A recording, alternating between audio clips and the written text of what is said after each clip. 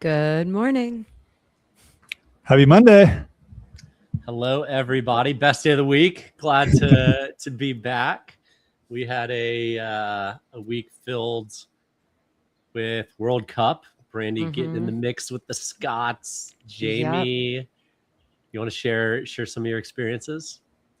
Oh yeah, we took my oldest son Elliot to the South Africa versus Czech Republic game in Atlanta, noon on a Thursday. Played hooky from work. It was awesome. You're not supposed to tell people. What? You're not supposed to tell people when you're playing hooky. Oh, no one from work listens. It's fine. Okay. I don't love that fact. I feel like we could use some listeners from Air DNA. No, I had bought tickets off the FIFA resale site. Ended up paying more than I wanted. It ended up being about $300 a ticket, but we got bottom level, row 22. So not bad. Like upper level is going to be like $250 a ticket. Like $50 more ticket. Get down and right near. Ended up seeing so many Atlanta friends at the stadium. And it was definitely because how many fans are traveling from South Africa or Czech Republic for this game? Like it was mostly not enough, apparently. Yeah, it was mostly Atlanta people or nearby sort of metros. A lot of people, like a lot of Mexico fans wearing their Mexico jerseys, a lot of US fans wearing their US jerseys. People just going to see a game. Everyone going to see a game, and it was the cheapest game in Atlanta. A lot of people bringing their kids. And relate it back to travel, like not a huge inbound travel weekend or day for Atlanta in terms of the games. But I think it being mostly people from Atlanta going to the games sort of makes sense. You can still get a full stadium and not see a whole lot of short-term rental demand from it. Yeah, makes sense. Michael, how was your weekend? No World Cup action for you. Yeah, happy Father's Day, Michael. Yeah, happy Father's Day to the both of you. Thank you. Yeah, Father's Day was lovely. My oldest son was very sweet and just never left my side all day. So it's a fun age there. The other one was raising hell, but he's 2. So yeah, it was a good weekend. Did get to watch a little bit of the games, especially the US one on Friday. Woo. Looking good. That was a good game. Gonna win it all. Yeah. How could we not? Love that confidence. Well, and Brandy, you were on a boat and then mixing up with the Scottish folk. Yeah. I had a nice boat day this weekend. And then I did actually get to go downtown, and we didn't go to like the heart of like down Faneuil Hall. If you know Boston, that's like where a lot, like there's like mass congregation, but we were still downtown at like a fun dive bar, and it was a mix of like Germans, some Dutch people, a bunch of Scots, some English people. Like there's just a mix of everybody there for the games. And then it was fun. Last night, we were at my friend's art studio in Dorchester, which has a big Cape Verdean population. And we were walking to dinner from the studio, and you could just hear like horns going off, and people are super pumped. So it's really, Boston is really embracing all of the different teams that are here, and it's just such a fun vibe. Like I think it's very special like experience to have. That's awesome. I view myself as a worldly person, but I'd never heard of Cape Verde before. Am I the only one? I have a friend who's there's like families from there, so wow. That's been like okay. There's also, I think it's funny. There's there's a big population here. So it's the first time I think they've ever been in the World Cup. So there's just a lot of pride there, even though, who knows how far they're going to go. But I didn't realize that like almost all the teams make it through this. Like each group sends like 3 teams out of 4 to the next round. I'm like, okay, that's, it's a little bit less impressive when you make it out of the group stage this year than in years past, with 32 teams making it out, where in past years there's 32 teams starting out. So a little bit less impressive, but still fun. It will make the round of 32 game at least it looks like the U.S. is going to play Bosnia Herzegovina, so hopefully not a tough game in the round of 32. Never know. All right, Jamie, did you know Cape Verde? Yes, but only through work stuff. Going about when we load, because we track data for every country, and you go in and there was a lot of all right, what are countries that we're going to recognize and which ones aren't, and all that sort of questions when you've got a sort of global app. But yes, certainly the Cinderella team of the Cup. For sure. Well, before we have we have actual data coming from Jamie, but before we hop into that, want to shout out our sponsor, Cloudbeds. Cloudbeds unifies your operations, distribution, guest experience, and revenue marketing in one place, powered by Signal, hospitality's first foundation AI model. So whether you're trying to drive more direct bookings, cut training time, or finally get your data working for you, Cloudbeds is built for what's next. You can learn more in the show notes or at cloudbeds.com/GMH. So, Jamie, we've been talking for weeks now about what was going to happen when we finally saw the data. How are hotels and short-term rentals feeling now that we're firmly in the World Cup? Yeah. So I've been following my friends, Jan Freitag and Isaac Colazo on LinkedIn, and they've been posting a lot about it. And this is since STR primarily collects historical data. And they do have some markets where they get forward data. You don't get forward rates. But now that we've got our first week under the belt, we do have some great data on short-term rental performance. And they've been talking about it, Jan in particular, around big events are primarily an ADR event and less so a occupancy event. And this has been the same. So some markets are up, some markets are down in terms of overall occupancy. So if you were just looking at occupancy levels and they're like, oh, wow, the World Cup is a bust. There is no one coming to these markets. And then you go and look at the ADRs. It's like, this is incredible. We're getting massive increases in overall ADRs around the World Cup. So we can put some data behind it now. Bailey's article does sort of outline the gains that we'd seen. And RevPARs were in Mexico City up 133%, Guadalajara up 54% for the South Korea versus game.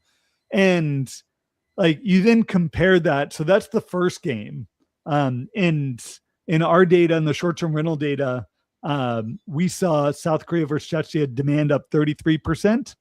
Then happened on Friday night was Korea versus Mexico, where demand was up 137%. So on the hotel, the highlights of that one were awesome too. If anybody saw any videos or reels, that was a gem. Right. So the hotels are getting the ADRs, so they're getting significant ADR growth.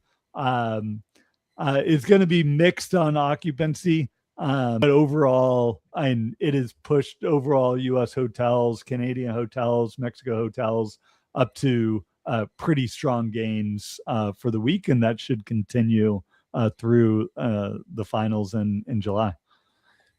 Jamie, in this article, there's a quote that says, demand is very spiky around the days of the games. I don't know who to attribute it to. It was Jamie, for the listeners. It was Jamie. There was some hope that people would be coming and staying for the week, but right now, clearly, people are coming the day before, staying for the game and heading out. That makes a ton of sense if they're Americans heading into the town, or they live here and they want to go see their home country play.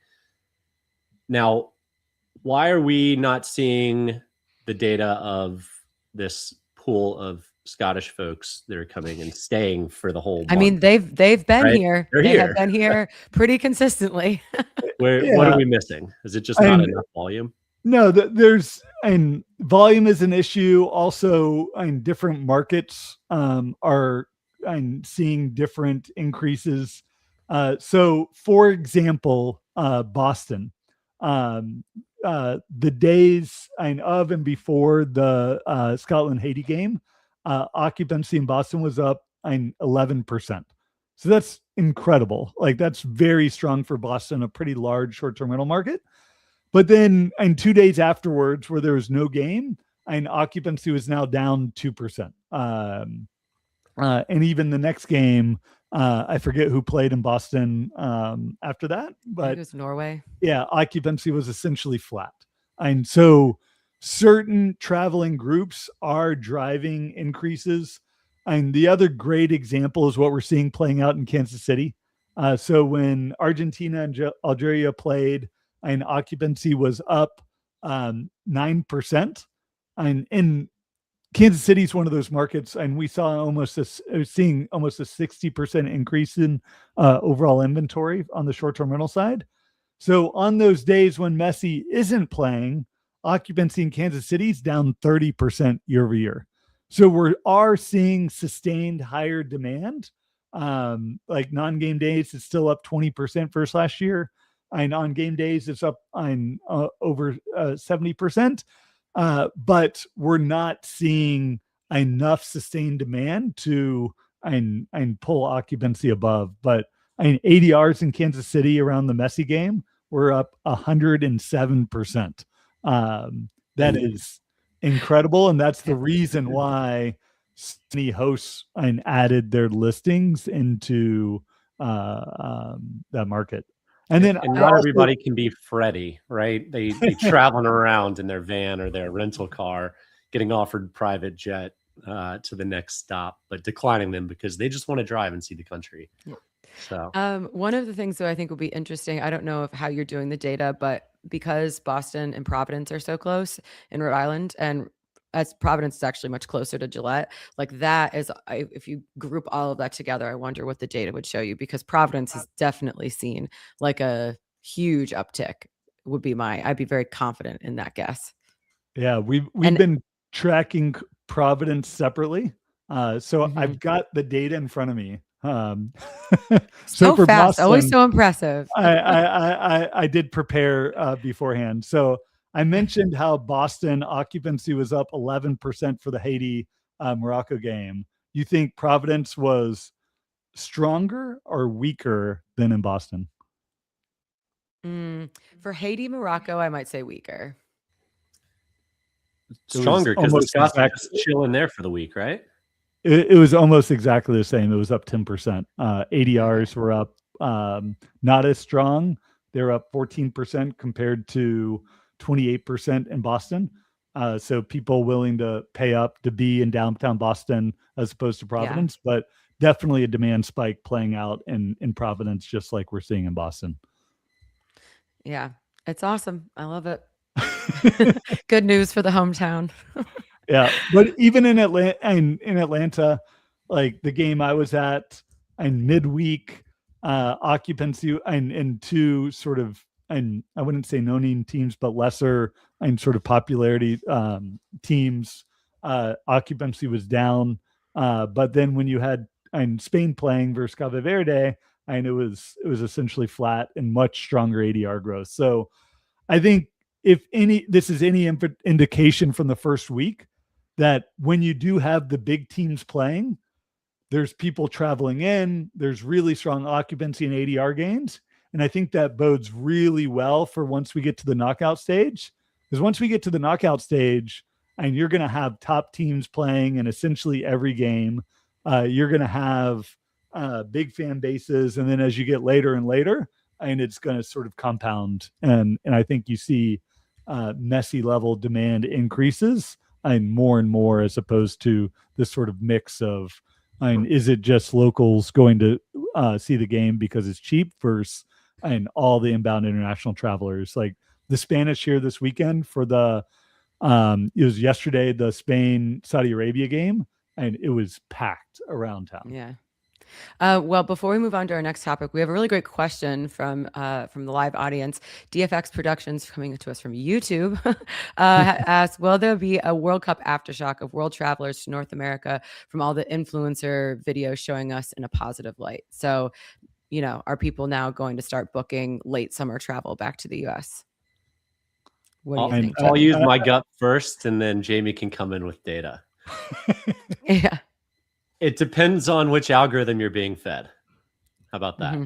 Mm-hmm. Some people are going to be fed the doom and gloom, and others are going to be fed the wonderful positive stories that are coming out of it. So I hope it can crack some of the grip on America's bad and don't come here. But I think that might take a little more time. Yeah. Jamie, what do you think?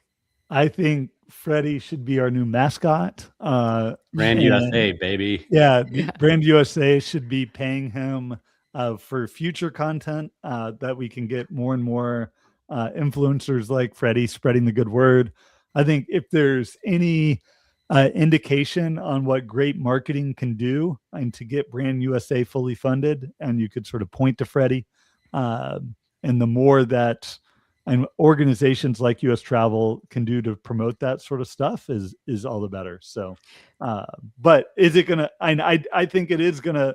We're gonna see a halo effect, and the halo effects of things like and TV shows when they like White Lotus. Yeah. And where you see subsequent travel. So like, and who knows what content Freddie's going to be creating and sort of, and the next viral destination that Freddie just falls in love with, that now for the next 5 years, and you've got hordes of US travel or European travelers going to see. Like it could make or break destinations. Auburn football, baby. Yeah. But great question. We'll have to see. I also think like summer travel has already mostly been booked, so maybe there might be a longer tailwind, but we'll see. Hopefully. I don't know, Brandy. We've got the entire month of August coming up. That's true. There's an entire continent of people that are may or may not have planned already. That's true. Very true. But before we move on, quick shout out to our sponsor, Bilt. They're helping restaurants and hotel F&B teams better understand their guests and create a more personalized experience that drives repeat visits. So if you care about loyalty and guest experience, it's definitely worth checking out. Head to joinbilt.com/GMH, and you can also find that link in the show notes. Yeah. Let me make one more comment because Paul Mazy's one was insightful. So based on length of stay, between games, we're seeing people extending their stays to more destination markets. We're absolutely seeing that. He's saying he's seeing a lot of European bookings in Hawaii in between matches. We're seeing strong demand in markets like Nashville, Austin, Denver. So more destination level markets that are nearby some of the. So if you don't want to stay for a week in Atlanta, maybe you stay 2 days and then pop up to Nashville, pop down to New Orleans. Like we're seeing really strong demand in some of the destination markets that can support all these guests, and that there are more destinations that people might want to travel to as opposed to like no shade throwing to Houston or Dallas, but that might not be a market you want to stay in for a week and go visit other places in between games. Well, just in case you've made a lot of bookings and want to cancel them last minute, hopefully you've done that on Airbnb. And only as of last week. So. And as of last week. In a headline that's sure to enrage so many people in our industry, Airbnb is moving into kind of like a hopper fintech play with cancel for any reason feature. And this strikes a nerve with a lot of people, but you put down your pitchforks. It's not necessarily as bad as you think it is. Wait. No Brandy rant? Let's hear it. No, I'm not. I'm not going off in a rage right now. I think that like Ryan, are you listening now? Ryan, see? No, but I think that offering a cancel for any reason feature makes a lot of, it's like we have the buy now, pay later. It's just all these features that make a lot of sense for them to do. And for a host right now, whatever the difference between your cancellation policy is and them canceling, the Airbnb is paying out. You are not paying that out. So your cancellation policy still holds. Do we think Hopper's powering this? They have not said who's powering it.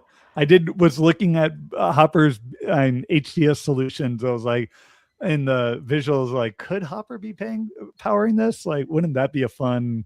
They didn't say who's powering it, but they did say that it's not Airbnb powering it, right? Yeah. It's a third party. They said it was a third party. Yeah. So either an opportunistic group has stood up, or Hopper with millions and millions of data points has taken care of it. So my guess would be Hopper, but I know Will is screaming in the background. Yeah, he's raging behind the scenes right now. But can I just speak a little bit on the strategy here? Because there's been this, I think, disconnect between what Airbnb really wants is everyone to have really lenient cancellation policies, because they do see that, and they've got to have great research on how much more likely someone is to book if they have more flexible cancellation policies versus strict ones, because this has been a big initiative, one, of getting rid of the stricter cancellation policies, and then two, sort of creating a bridge of making it less of a commitment to get a booking or put down a booking. So hopefully, and I bet what they see is this does help convert hesitant guests of, oh, I'm not totally sure, but I could pay an extra $50-$100 and then be able to cancel for any reason, like, and that helps convert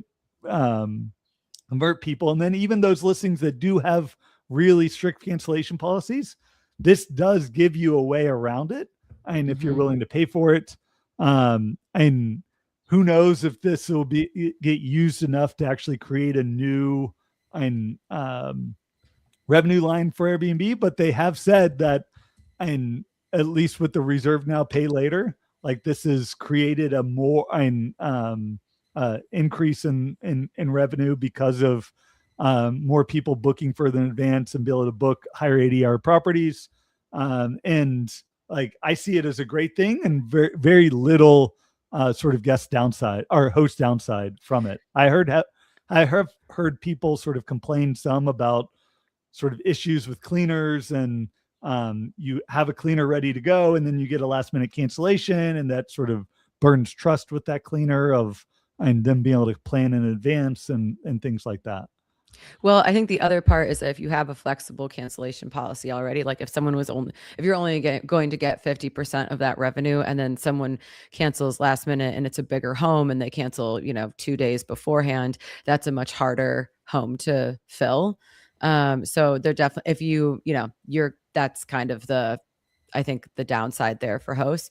I don't think, however, that this is going to cause like a wave of people canceling last minute. I just don't see that happening, but but if you're a mega home, then 1 or 2 bookings canceling last minute can be heavily huge, for right? sure. Yeah. So this, from a consumer side, this solves Jamie's conundrum of the property we always like to stay in at the same beach every year is booked. I'm just going to go ahead and book it. I'll pay the fee in case we change weeks or anything. And for $150, totally fine. But yeah, this could hurt, the Aspen homes on New Year's week. Hey, Shh. Sorry, B. Sorry. Brandy rent. No. I mean, it's just, I understand. I mean, there's been like a knee-jerk reaction that I've been hearing where just like there's just, with the bigger homes, the companies that operate these bigger homes, Airbnb is just never the platform of choice because of all of these policies like this. And this doesn't do, I think, enough to improve the relationship with those companies. It's just another, kind of another slap. But even if it's a little, I don't think it's going to be as dramatic. It's just one more data point against Airbnb for some of those operators. But I guess we'll have to wait and see once this rolls out. So we have two points. I can't wait to hear a brand new rant 6 months from now. Yeah, exactly. Like, I'll store it up. It'll just burn inside of me for a little bit. Well, and so yeah, we have to see, like, does this cause a wave of last minute cancellations? And then also who's actually, supporting this on the back end. I'll say I tried to find some booking. I tried like 30 this morning to see if I could find an offer to be able to do the extended cancellation. I couldn't find any of them. So maybe it's something they're rolling out. Maybe I'm not eligible as a guest yet. But excited to see how they're pricing it, because it blocked the 3 of our accounts. Yeah, exactly. Well, if you have some of these Airbnb guests that don't cancel last minute and do stay at your property, and you want to get their actual contact information, you should use StayFi. They're our third sponsor for the episode. StayFi helps short-term rental operators build direct guest relationships through branded Wi-Fi portals, email marketing, and guest data tools that turn one-time bookers into repeat guests. Start growing your direct booking revenue today at stayfi.com/goodmorninghospitality, or find that link in the show notes. So our third topic for today is American Express spending a big chunk of change, $700 million, on TheFork, which is basically the Resi or the Open Table of Europe. They're the StayFi of restaurant reservation data. TheFork is the Resi of Europe. They're huge. They're the incumbent, and they obviously have a lot of data, and now this creates a better in for Amex in Europe, who's been one of the laggards versus Visa or MasterCard. So, I wouldn't say any of us on this show are experts on that. I think it's more interesting for us on what it means for TripAdvisor. Mm-hmm. Jamie, any takes before you jump into what it means for TripAdvisor? No. So what does it mean for TripAdvisor? Yeah, I think we've talked about it explicitly on this podcast. So like Viator is killing it on the experiences side. The core TripAdvisor product has definitely seen some weakness, and it feels like more and more pushed out. And as people look to AI and other sources for what to do while they're on trips, I'm a millennial. I remember the days like everything I planned was centered around TripAdvisor and what were the top 10 activities and what were the reviews, and I can't remember the last time I went to TripAdvisor to help plan my trip, or even left a review on TripAdvisor. Like the engagement has just gone down significantly. So I think, and the article calls out how they haven't talked, and they've said they're not exploring the sale of Viator. So is this company just Viator, and maybe they sell off the remnants of TripAdvisor? And do they spin out or sell Viator, spin it out as its own product or its own company, and get the proceeds from that? I think the M&A aspect of this company is way more interesting on how they're innovating on any one product right now. Yeah, I totally agree. I think TripAdvisor had such a great brand, but this just shows you that you can have a great brand and be the go-to for a long time, and then all of a sudden the market changes and you're left in the wind. Yeah, you're falling asleep at the wheel a little bit. Good thing they had TheFork and Viator. At this point, a year ago I would have said they're going to sell Viator. At this point, I think they're probably more likely to keep Viator and sell TripAdvisor. And if they think they can grow it, if they've got the management team to lead it, and they can invest in it, it's the better asset. So yeah, maybe it's better to sell, maybe it's better to keep, but I'm sure those are some fiery discussions at the board. Yeah, the investors don't seem to be too thrilled about that notion, to put it mildly. Wonderful. Well, besides the U.S. game on Thursday, which is kind of inconsequential because we've already clinched number one, any travels coming up? Brandy, staying at home? I'm staying at home. I have a friend staying with me this week, and then another friend's coming in for the weekend. And we're doing some like New England coastal adventures. So that'll be fun. You're cheating this I'm not traveling by having other people travel to you. Exactly. I'm on to you, Brandy. Yeah, this is the best time to be in Boston and New England. It's like summer is just so beautiful. So come to me. There you go. Yeah. Jamie? This is my last week at the office before I head out on my July adventure. Did I mention I'm taking sabbatical for July? You're going to Maine, right? And then Iceland, or We're Iceland going to and then Iceland and then Maine. Yeah. So I'll be in and out on the podcast, but definitely out while we're in Iceland. Might pop in for a Monday while we're in Maine or back in Atlanta. Yeah. So fun. Yeah. All right. Well, take pictures. Yeah. How about you, Michael? Any fun plans? Let's see. This week, nope. Same old, same old. Same old. I'll be here. No July off. No sabbatical. Yeah. Got a trip to Sarasota, which I'll see you at, Brandy. Yeah, it's coming up. Jamie's too busy traveling, but otherwise, grinding away, working for the man. Well, thanks to all of our live viewers. Really great engagement. Love getting questions in real time and having Jamie pull our data. So in July, be patient with us if we can't pull our data in real time. But thanks again to our sponsors and for all of those that are listening in the download later on. And we will see all of you next Monday.